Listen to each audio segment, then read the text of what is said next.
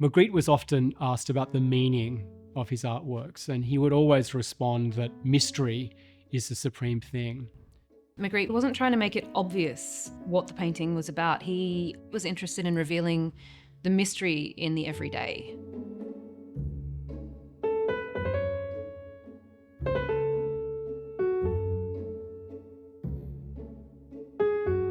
One of the most iconic and probably one of the most uncanny images that Magritte created during the 1950s is the listening room, in which we find a giant apple squeezed within a normal domestic living room.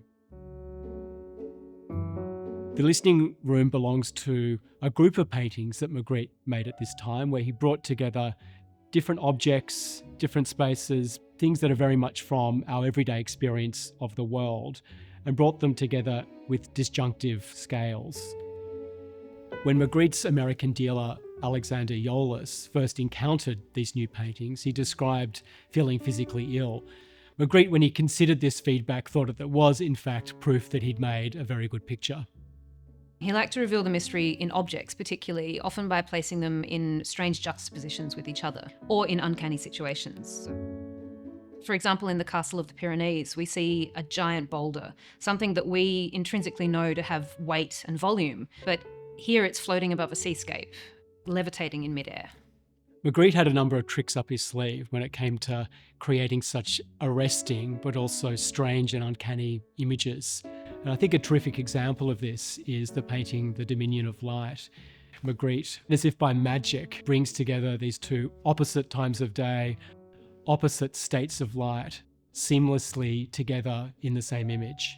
I think that it's that atmosphere of disquiet that he's captured that has resonated with people and inspired things like the 1973 film The Exorcist. The scene where Father Merrin arrives at the McNeil family house is lit by a single street lamp and the same eerie atmosphere that we see in the painting. The Dominion of Light, which is also known as the Empire of Light, was painted around 27 times. So there were 17 oils and maybe 10 gouaches made of that painting, of that particular scene. Each time introducing new variants, working with new formats, making subtle changes to the overall composition. You know, Magritte once quipped quite famously that I don't make paintings, I make reproductions in oil. So he would create these images that he himself would return to over the course of his own career, creating icons of his very own paintings. So it should come as no surprise that many of these found their way into popular culture at large. And by the time of the 1960s, his images of pipes, of apples, the bowler-hatted man, are some of the most memorable and iconic images of 20th century art.